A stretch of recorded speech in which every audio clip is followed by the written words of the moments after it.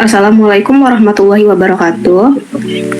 Perkenalkan, kami dari kelompok 5, kelompok kalimat efektif Bahasa Indonesia kelas A. Sebelumnya perkenalkan, saya Zalika Alhenadina Setiawan dengan 3 digit NPM terakhir 007, dan rekan saya. Perkenalkan, nama saya M. Arga Setiawan dengan 3 digit NPM terakhir 025. Perkenalkan, nama saya Nabil Muhammad Sandi, 3 digit NPM terakhir saya 032.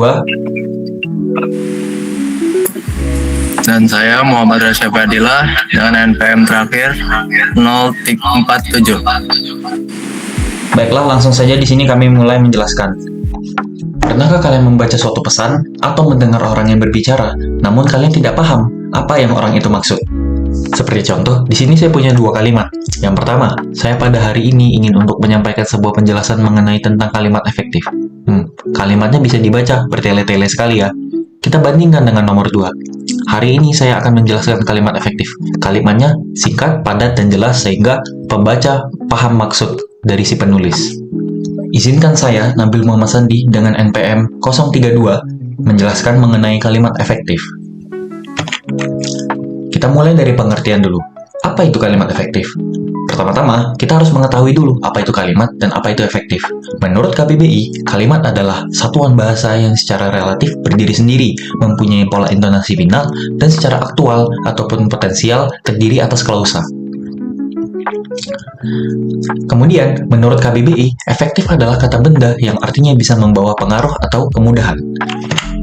Dari penjelasan yang sudah ada tadi, bisa kita jelaskan lagi bahwa kalimat efektif itu artinya kalimat yang memiliki kemampuan mengembalikan pikiran pembaca atau pendengar untuk memahami isi pikiran penulis atau pembaca. Kalimat disebut efektif jika pesan, gagasan, dan perasaan yang dimaksud penulis atau pembicara itu sampai kepada pembaca atau pendengar. Singkatnya, kalimat efektif itu kalimat yang tidak bertele-tele dan kalimat yang dapat menyampaikan pesan asli dari penulis secara tulisan dan pembicara secara lisan. Perbedaan kalimat efektif dan kalimat tidak efektif. Kalau kalimat efektif, pesan penulis atau pembicara tersampaikan dengan jelas karena pembaca atau pendengar itu paham apa yang penulis maksud atau pembicara itu maksud. Yang kedua, sesuai kaidah SPOK dengan subjek, predikat, objek, dan keterangan yang jelas. Lalu yang ketiga, tanda baca sangat diperhatikan karena akan mempengaruhi maksud kalimat. Lalu yang keempat, jelas, padat, dan langsung ke inti. Sedangkan untuk kalimat efektif, banyak pengurusan kata, menimbulkan multitafsir, sering rancu karena tidak punya subjek atau predikat, bertele-tele, dan membingungkan. Hal ini bisa kita jumpai dalam kehidupan sehari-hari. Seperti contoh, kita membaca sebuah pesan dari seorang teman. Kita perlu membaca kalimat itu berulang kali, membaca pesan itu berulang-ulang sampai kita paham apa maksudnya. Atau bahkan kita menanyakan lagi apa maksud dari teman kita mengirimkan pesan ini.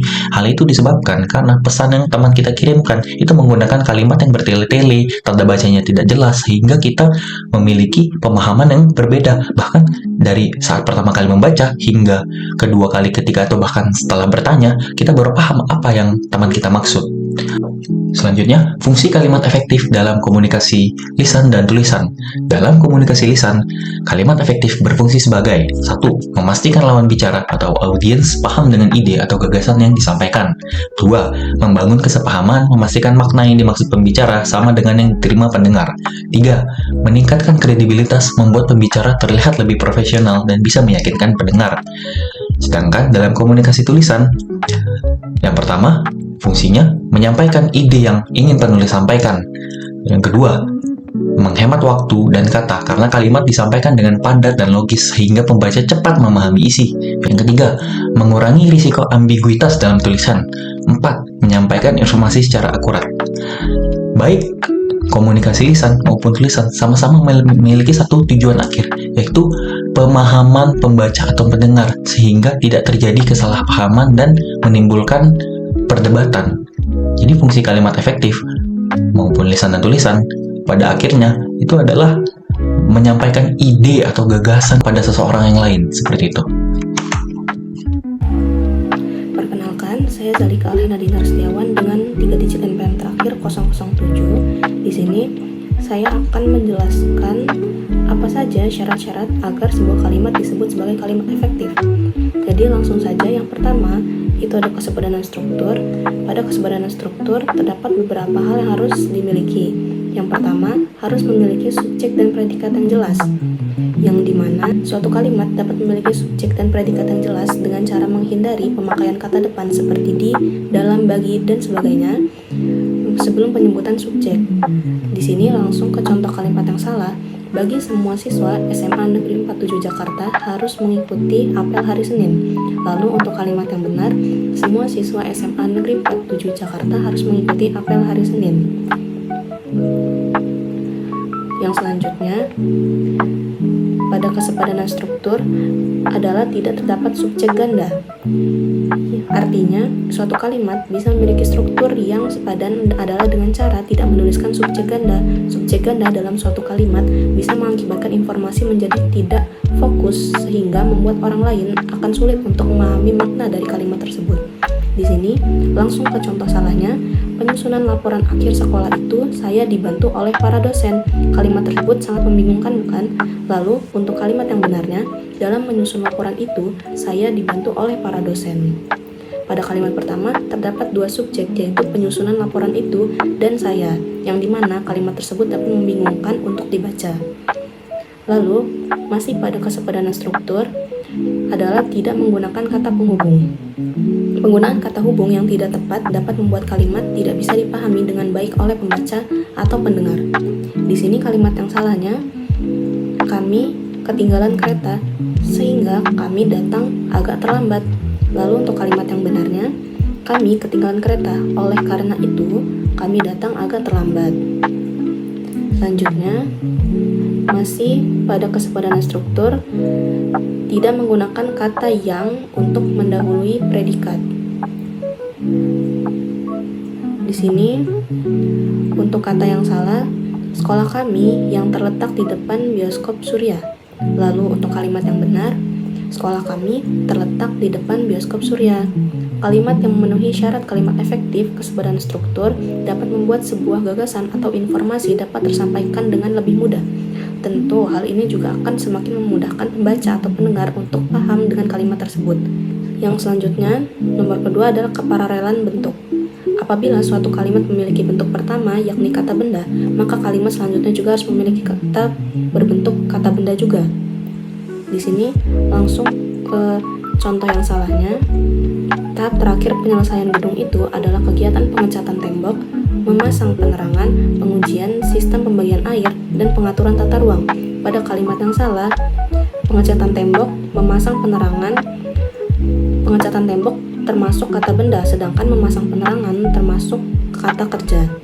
Lalu, untuk kalimat yang benar, tahap terakhir penyelesaian gedung itu adalah kegiatan pengecatan tembok, pemasangan penerangan, pengujian sistem pembagian air, dan pengaturan tata ruang.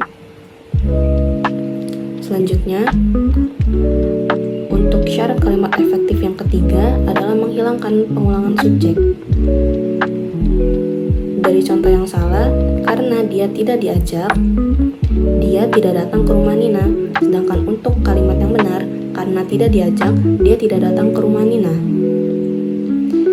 Jadi, yang harus diperhatikan dari kedua contoh di atas adalah tidak adanya pengulangan pada kata dia. Selanjutnya masih pada kehematan kata, yaitu menghindari kesinoniman dalam suatu kalimat. Jadi, apabila dalam suatu kalimat terdapat dua kata yang pada dasarnya memiliki makna yang sama atau disebut juga sebagai sinonim, maka kita harus menggunakan salah satunya saja agar tidak menjadi ambigu. Seperti pada contoh yang salah ini, sejak dari pagi dia baru menulis namanya. Sedangkan untuk contoh yang benar, sejak pagi dia baru menulis namanya. Penggunaan kata sejak dan kata dari merupakan kata yang memiliki makna yang sama atau sinonim. Jadi, sebuah kalimat efektif hanya perlu menggunakan salah satunya saja. Selanjutnya, masih pada kehematan kata, yaitu memperhatikan kata jamak. Pada contoh yang salah, hadirin sekalian dimohon naik ke panggung. Pada contoh yang benar, hadirin dimohon naik ke panggung. Jadi, penggunaan kata hadirin ini di suatu kalimat pada dasarnya sudah memiliki makna yang jamak, sehingga tidak perlu menambahkan kata sekalian setelah kata hadirin. Selanjutnya, Masih pada kehematan kata, yaitu menghindari pemakaian superordinat pada hiponimi kata. Jadi, apa itu superordinat dan pada hiponimi kata itu? Pada contoh yang salah, peserta ujian nasional wajib memakai celana warna hitam. Sedangkan pada kalimat yang benar, peserta ujian nasional wajib memakai celana hitam. Jadi, pada kehematan kata ini, penggunaan kata yang berlebihan dalam menyusun kalimat untuk menjadi kalimat yang bertele-tele atau terlalu panjang. Penyampaian suatu informasi yang diinginkan itu menjadi sulit dipahami oleh pembaca. Jadi, menyusun kalimat itu cukup menggunakan beberapa kata yang diperlukan saja, sehingga dapat disebut sebagai kalimat yang efektif. Seperti pada contoh ini, warna kan sudah hitam, sudah jelas warna, jadi tidak perlu ditambahkan kata warna lagi sebelum kata hitam. Selanjutnya, syarat kalimat efektif yang keempat adalah kecermatan penalaran. Artinya, kecermatan penalaran memiliki fungsi yang penting karena dapat mencegah adanya makna ganda ketika membaca kalimat.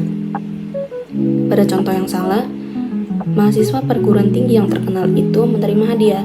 Pada kalimat yang salah ini, orang-orang akan bingung.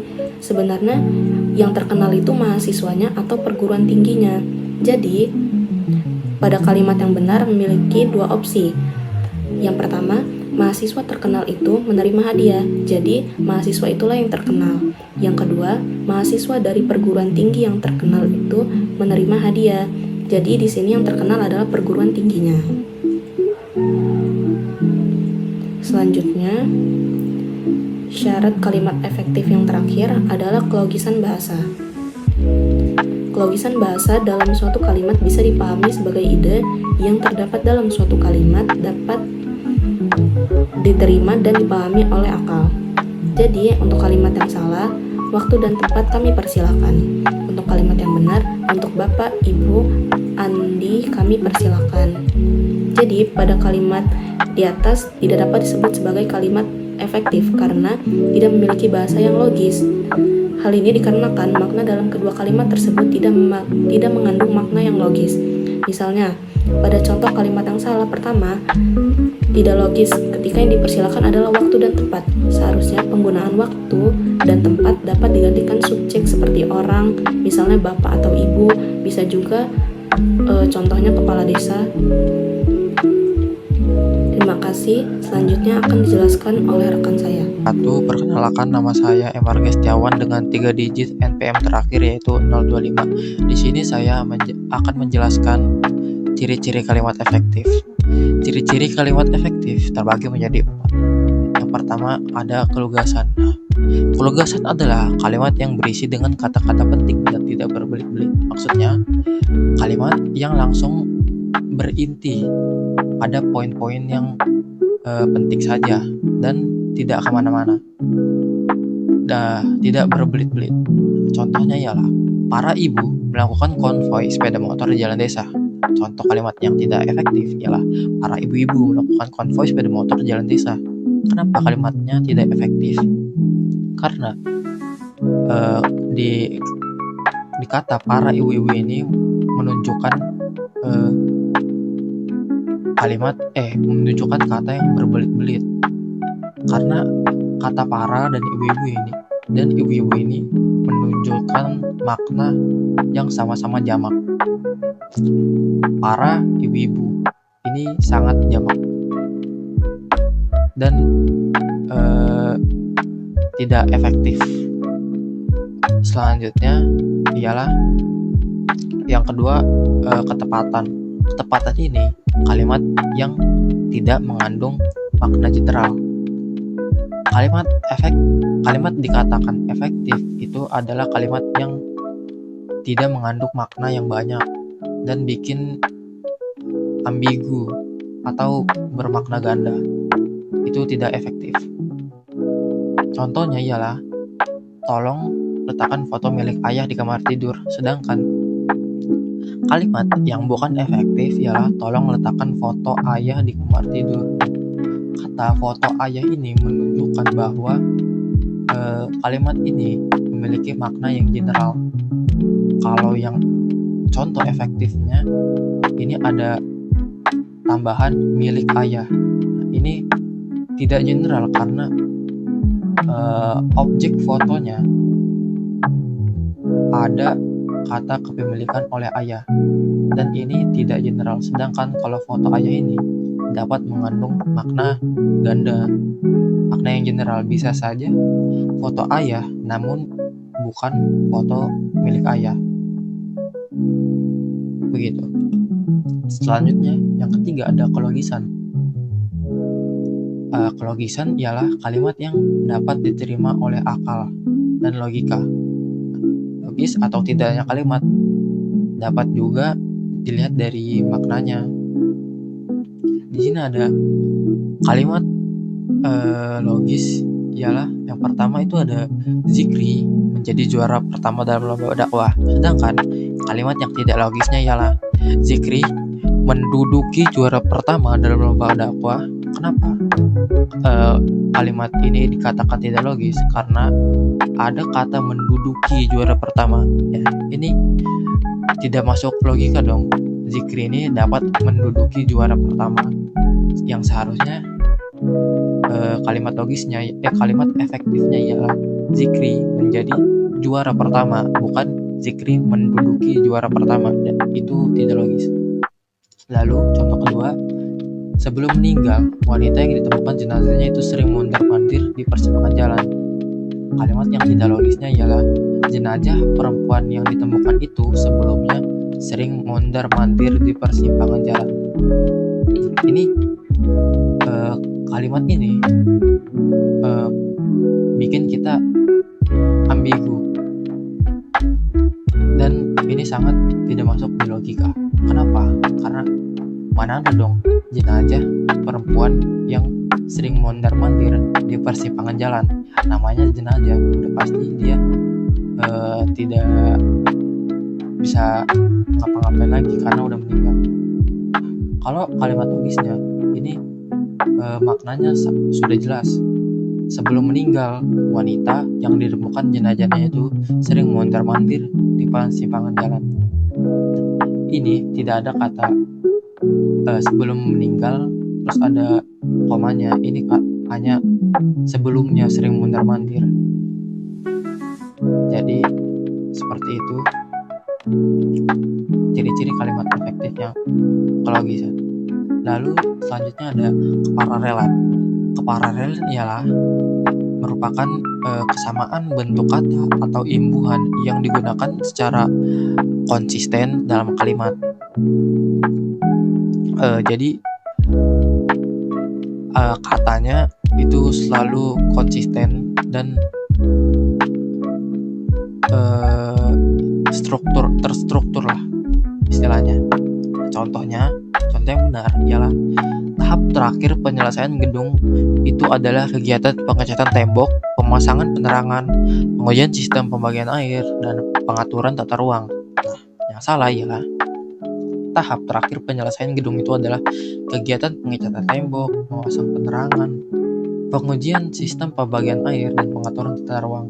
Kenapa ini salah? Karena kata memasang penerangan ini tidak konsisten dengan imbuhan-imbuhan yang lainnya. Sedangkan imbuhan yang benar itu ialah pe plus an. Sedangkan memasang ini cuman imbuhan me doang. Jadi imbuhan kalimat yang di bawah ini, kalimat contoh yang salah ini tidak efektif karena tidak konsisten dalam pemilihan katanya. Segitu saja penjelasan dari saya. Selanjutnya akan dijelaskan oleh kawan saya. Terima kasih. Baik, saya Muhammad Rasya Fadilah dengan NPM 047. Selanjutnya saya akan melanjutkan pemaparan materi mengenai jenis-jenis kalimat efektif. Mari kita lihat apa saja pembagiannya. Oke, jadi yang pertama ada kalimat langsung. Jadi, kalimat langsung ini adalah suatu perkataan langsung dari seseorang yang kemudian dibuat menjadi tulisan. Nah, contohnya itu, ibu berpesan, tolong belikan sayur di pasar setelah kamu pulang sekolah. Nah, kalimat langsung ini memiliki suatu ciri khas, yaitu tanda kutip di sini. Oke, kita lanjut. Nah, selanjutnya ada kalimat tidak langsung, dimana ini kebalikannya dari kalimat langsung. Jadi kalimat tidak langsung ini adalah teknik penulisan melalui cara menceritakan ulang apa yang sudah dilakukan sebelumnya. Ya, contohnya itu, ibu berpesan kepada aku agar membeli sayur di pasar setelah pulang sekolah. Oke, lanjut.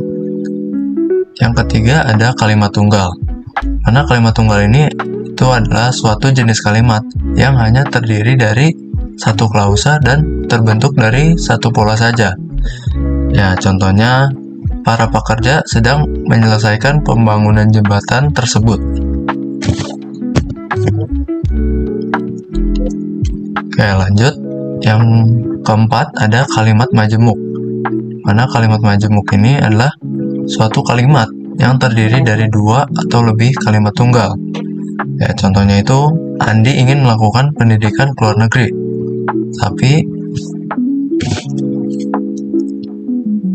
tetapi ia belum menguasai bahasa Inggris dengan baik. Oke, lanjut.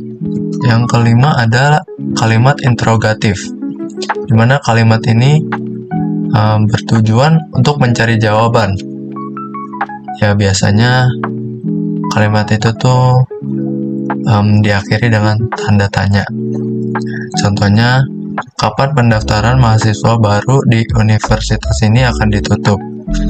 Oke, jadi bisa dilihat ada tanda-tanda. Oke, lanjut. Yang keenam ada kalimat perintah. Nah, di mana kalimat perintah ini itu kalimat yang tujuannya itu untuk menginstruksikan seseorang agar mau melakukan sesuatu. Ini sama aja kayak kita menyuruh seseorang untuk melakukan sesuatu gitu. Jadi contohnya itu, serahkan draft laporan keuangan bulan ini ke meja saya paling lambat besok sore. Dan biasanya diakhiri dengan tanda seru. Lanjut, yang ketujuh ada kalimat ajakan. Nah, jadi ya sesuai namanya, kalimat ini tuh berfungsi untuk mengajak lawan bicara. Namanya kalimat ajakan tuh pasti ya karena ngajak berarti kan ya kita melakukan itu bersama-sama gitu. Jadi contohnya ada, mari kita terapkan pola hidup sehat setiap hari untuk mencegah berbagai macam penyakit. Oke, yang terakhir ada kalimat berita. Nah, mana kalimat berita ini tuh biasanya berisi informasi dan bisa kita temukan di berbagai artikel berita hingga acara berita di televisi. Jadi contohnya itu ada, pemerintah resmi memberikan subsidi tambahan untuk pelaku usaha mikro, kecil, dan menengah pada awal bulan ini. Demikianlah pemaparan dari kelompok 5 mengenai kalimat efektif, mulai dari pengertian, syarat-syarat, ciri-ciri, hingga jenis-jenisnya. Dan kami berharap materi ini dapat dipahami dengan baik. Baik, demikian penjelasan dari kelompok 5 kalimat efektif. Kurang lebihnya mohon maaf. Sekian, wassalamualaikum warahmatullahi wabarakatuh.